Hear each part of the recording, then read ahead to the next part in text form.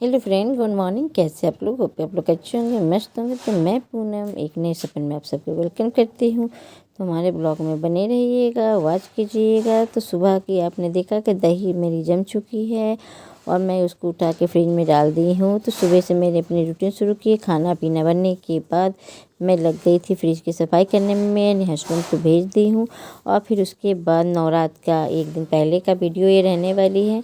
तो सारा फ्रिज को सामान वगैरह हटा के खाली करके उसको क्लीनिंग में लग गई हूँ। अच्छी तरह से सफाई करूँगी। कॉलिन भी ली हूँ और घर का जो होममेड मेरा बना के रखी हूँ कॉलिन की तरह, तो उससे भी दोनों मिला के मैं अच्छी तरह से इसको चमका रही हूँ। कोना कोनी अच्छी तरह से चम हो जाए, जिससे मुझे रखने में सामान वगैरह ईजी हो। और जितना लहसुन प्याज का सामान था सब मैंने हटा के दूसरे फ्रिज में डाल दिया है और इसको अच्छी तरह से क्लीन कर देंगे। तो ये सब करने में मुझे पौन घंटा लग गया था। एक एक चीज़ को हटा के क्लीन करना और अच्छी तरह से चमका कर रखना। अपने चेहरे की तरह फ्रिज को भी चमकाना बहुत ज़रूरी होता है। ऐसे तो सफाई होती रहती है, जहाँ ये सब मौका मिलता है तो और लगता है कि अच्छी तरह से चमका दिया जाए। तो सारा काम हो चुका है और फ्रिज के जितने कवर थे उसको निकाल दिए धुलने के लिए। तो वो सब धुल जाएगा तो सफाई करके मैंने सब रख दिया। देखिए फ्रिज अच्छी तरह से नीट एंड क्लीन हो गया है। और उसी समय मैंने मॉर्निंग में गए थे सब्ज़ी लाने, तो सब्ज़ी भी मैंने सब जमा दिया है इसमें। तो देखने के वेजिटेबल्स वगैरह सब जमा हुआ है। सुबह से अब आई हूँ नाश्ता करने के लिए। बज रहे 1। नाश्ता समझिए, खाना समझिए, जो भी समझिए, क्योंकि हम लोग 3 बजे तो ऐसे भी खाना खाते हैं। तो बज रहे 1 क्योंकि सारा काम निपटा रही थी नवरात्र का। आज है शनिवार। कल मैंने फ्राइडे को मंदिर की सफाई की। आज सारे कपड़े वगैरह वाश किए। अब देखिए हमारे इसी तरह से पहले सारे बेडशीट वगैरह चेंज किए हैं और ये नाश्ता लेके मैं बैठी हूँ। अब जा रही हूँ नाश्ता करने के लिए और दूध बैठा के आई हूँ। थोड़ा सा चाय भी पी लेंगे और दूध बैठा दी हूँ। जहाँ तक होगा मैं आप लोगों के साथ अपनी वीडियो को शेयर करूँगी। थकान सी भी लग रही है और साथ में मैं तो फ्रेंड नाश्ता वगैरह होने के बाद थोड़ा रेस्ट ली हूँ। फिर इकट्ठा तो मेरा देख ली कि नाश्ता हो चुका था। फिर उसके बाद आ गई हूँ ये हमन का बनाने के लिए। तो हमन में ये लकड़ी मैं लेके आई थी अपने मैके से। तो वहाँ ये बहुत ज़्यादा प्रचलित होती है। तो पूजा पाठ में इस लकड़ी का यूज बहुत किया जाता है। तो इसको वहाँ पर बोलते हैं होमाद। और जगह मिलता है कि नहीं पता नहीं, मेरे कानपुर में तो नहीं मिलता है, पर वहाँ पर मिलती है। जो बिहार के लोग होंगे तो इसको जानते होंगे। तो इसी तरह से ये बड़े बड़े होती है। किस चीज़ का बनता है ये भी मुझे नहीं मालूम है, नहीं तो मैं आपको ज़रूर इस विषय में बताती। तो मैं इसके बारे में देख के फिर मैं आपको इस बारे में बताऊंगी कि हुमाद होता क्या है, किस चीज़ से बनता है, किस चीज़ से नहीं। तो ये पूजे पाठ में यूज होता है। तो सारी चीज़ को मैं अच्छी तरह से तोड़ रही हूँ। इसको मैं 2 केजी लेके आई हूँ। पहले तो ये 20 से 25 रुपये किलो मिलता था, अब मैं लेके आई हूँ तो ये 100 रुपये किलो मिलते हैं। तो इसमें मैंने बतासे डाले हैं। हमन का जो पैकेट आता है उसको डालेंगे। चावल है, तिल है, थोड़ा सा मीठा में मैंने बतासे डाल दिए हैं, थोड़ा कपूर डाल दिए हैं और गूगल वे होता है उसको डाल दिए हैं, लुहान होता है उसको मैंने डाल दिया है। सभी को फेंट के और घी के साथ मैंने इसको अच्छी तरह से मिक्स कर दिया। तो इसको बना के रख देंगे। तो फिर ये मेरा पूरा नवरात्र भर ये काम यूज हो जाता है। फिर उसके बाद जो मैं जितना मैंने सामान सब हटाया था तो सबको अच्छी तरह सूखने के बाद सबको अब अरेंज कर रही हूँ। और जो घटा बढ़ा था उसको मैंने सब धुल दिया था और घटा बढ़ा को मैंने सब एडजस्ट कर दिया है कि मुझे समय पर सब कुछ हर चीज़ मिल जाए। और जो चीज़ नहीं था उसको मैं लेके आ गई। तो लाइव भी चल रही थी किसी की, तो मैं इसको भी ज्वाइन की हुई हूँ। और ये सब देखिए कपड़े भी बहुत सारा था तो इसके कपड़े के फोल्ड वगैरह करके सब मैंने रख दिया है।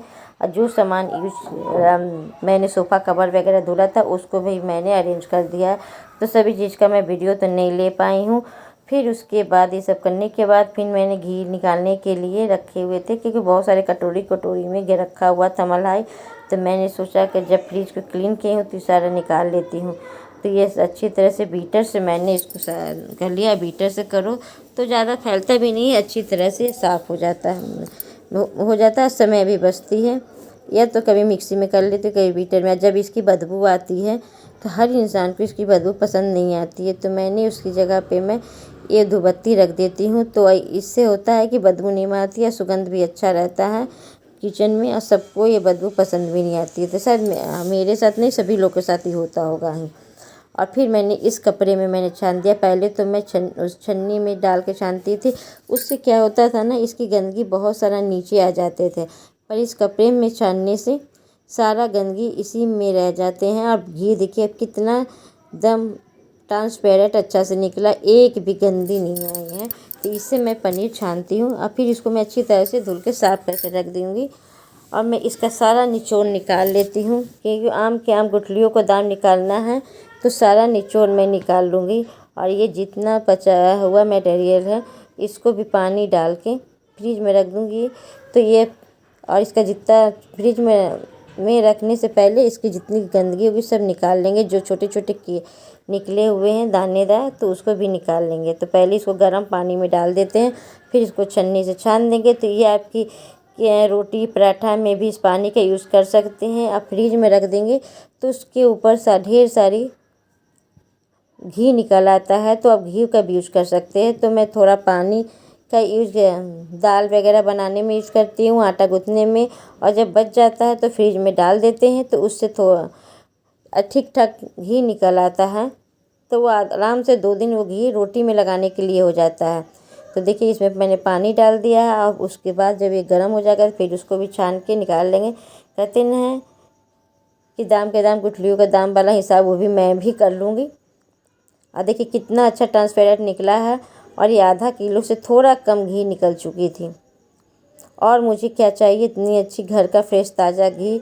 ये मैं पूजा में तो यूज़ नहीं करूँगी, क्योंकि जैसे तैसे आदमी रख देता है मलाई निकाल के, फ्रेश तो रखते नहीं है। तो फिर मैं बाहर से मंगवाऊँगी। और साथ में ये धनिया भी रखे थे, जब फ्रिज सफाई किए थे तो मैंने धनिया को भी निकाल दिया था कि उसको भी कटिंग करके रख देंगे। धनिया को जब हम कटिंग करते हैं तो जल्दी जल्दी में हम लोग क्या करते हैं, हाथ से चाकू से कटिंग कर लेते हैं। आप इस कैंची से करोगे तो बहुत अच्छी तरह से धनिया कट भी जाएंगे और बर्बाद भी नहीं होंगे। और कैंची में क्या होता है, कभी मोटा कभी पतला कट जाता है। इससे आप आराम से अच्छे से धनिया को कटिंग करके रख देंगे। तो सब मैं स्टोरेज ये सब करने के लिए रख रही हूँ कि जब नवरात्र के समय मुझे मिल जाए। और धनिया ऐसे रखने से ख़राब हो जाता है, इस तरह से आप कटिंग करके रखोगे तो धनिया ख़राब भी नहीं होगा। तो पहले इसको मैं अभी क्लीन हटा देती हूँ अच्छी तरीके से साफ़ करके, फिर इसी पर मैं धनिया काटूँगी। मेरा नीचे गंदा भी नहीं होगा, अच्छी तरह से धनिया भी कट जाएंगे।